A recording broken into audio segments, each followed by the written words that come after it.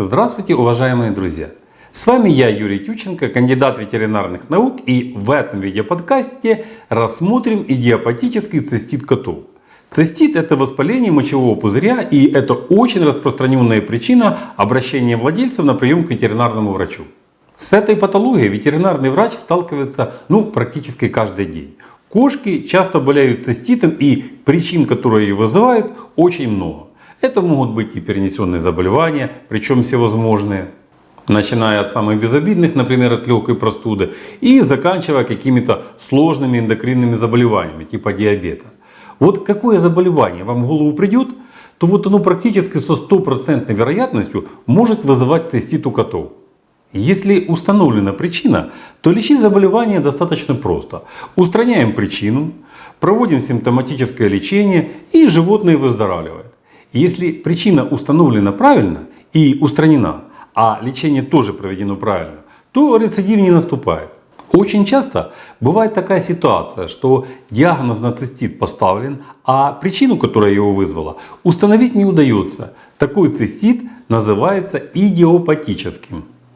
Идиопатический значит возникший без видимых причин или возникший по непонятной причине. Так вот, у кошек большинство циститов возникают по непонятной причине. Согласно исследованию, это больше 65%. Вот так много. Чтобы как-то оправдать эту неспособность врачей установить истинную причину заболевания, и придумали слово идиопатический. Идиопатический цистит котов считается отдельным заболеванием.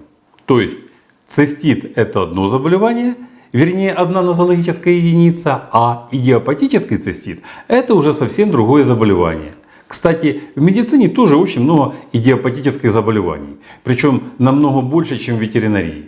Поэтому само слово идиопатический, думаю, слышали очень многие зрители. И тут, кстати, возникает такой парадокс, что чем меньше у врача опыта, то тем больше у него соблазна употребить в диагнозе слово идиопатический. Вернемся теперь к идиопатическому циститу котов. Лечится он точно так же, как и любой другой цистит. Протокол лечения тот же. Владелец проносит кота или кошку на прием с признаками цистита, доктор назначает антибиотик, спазмолитик, диету, будь то сухой корм или натуральную диету. В течение нескольких дней все симптомы проходят. Но вот беда, проходит какое-то время и цистит возвращается. Владельцы начинают вспоминать, когда же это его кошечку продуло на сквозняке, или еще какую-то другую причину вспоминают. А может, думают они, в первый раз антибиотик был не совсем тот, чтобы надо было бы применить, и не до конца пролечили. Короче, опять несут животное в ветклинику и, возможно, уже даже к другому ветврачу. Другой ветврач назначает уже другое лечение. Кошка чувствует себя лучше, но опять же улучшение наступает лишь на какое-то время. Как правило, разные способы лечения будут давать эффект выздоровления, но этот эффект будет временным. И тут начинается поиск эффективных лекарств от цистита, поиск совета на форумах, а цистит все возникает и возникает. Вот это и есть идиопатический цистит. Вот как раз в этом и кроется основная его опасность. Все это впоследствии может привести к появлению других болезней, более тяжелых. Я уже не говорю о том, что цистит у кошки — это огромные неудобства и для владельца, так как кошка часто мочится, и причем где попало. Что я рекомендую при возникновении у кошек идиопатического цистита, причину у которого никак не удается установить? Первое. Если у кошки часто повторяются циститы без видимых на то причин, то надо приложить максимум по их диагностированию.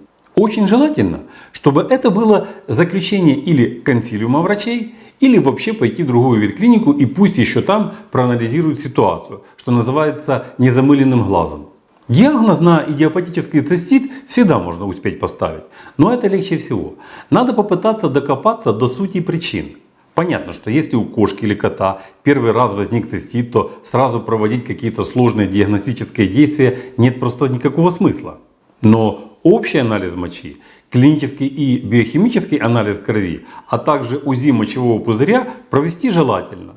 Это если цистит возник в первый раз. Если же цистит возник во второй раз, то тогда эту диагностику вы просто обязаны провести. Причем же не исключено, что за это время возникли уже новые проблемы со здоровьем кошки. Самое главное — вовремя на все обращать внимание. Итак, что же надо делать, если у кошки периодически возникает цистит? Без видимых на то, казалось бы, причин. Что помогает? Установлено, что коррекция идиопатического цистита состоит из 3 основных моментов. Первое – это недопущение стресса у кошки. Да-да, стресса установлено, что стресс у котов имеет огромное значение при возникновении идиопатического цистита. Тут самое главное понять, а что же вызывает стресс у кота? Проблема заключается в том, что часто эта проблема остается неизвестной как владельцам, так и врачу. И владельцы не всегда способны соотнести происходящее с животным событие с развитием стресса. Поэтому, чтобы как-то решить эту проблему, для начала надо кошку обеспечить всеми необходимыми базовыми ресурсами, такими как места для кормления и поения, для отдыха, туалет, реализация их физической активности. Для котов это важно. Отсутствие всего этого у них может вызывать стресс. А если в доме содержится еще и не одна кошка, а несколько, то тогда стресса будет еще больше. Второе. Что надо обязательно делать и зачем надо следить, чтобы не допустить идиопатического цистита? Так это следить за количеством потребляемой воды. Вы должны помнить, что кошка за сутки должна потреблять от 40 до 60 мл жидкости на 1 кг веса. Третье, на что надо обратить внимание, так это на гигиену лотка. А если проще, то обязательно хотя бы раз в день его надо чистить и надо менять наполнитель. Вот если эти 3 момента будут соблюдаться, то количество циститов без видимой причины вам удастся существенно снизить. Ну и конечно же надо помнить, что очень часто у кошек циститы вызываются сквозняками и переохлаждениями. Также необходимо регулярно проводить вакцинации и обработки от паразитов. Качественное кормление – это вообще, по моему мнению, залог всего. Одним словом, создайте кошке правильные условия ее обитания и кормления, и проблем у нее не будет не только с циститом, но и с другими болезнями. Ну а пока на этом все. Здоровья вам и вашим кошкам. Подписывайтесь на наш канал и до новых встреч!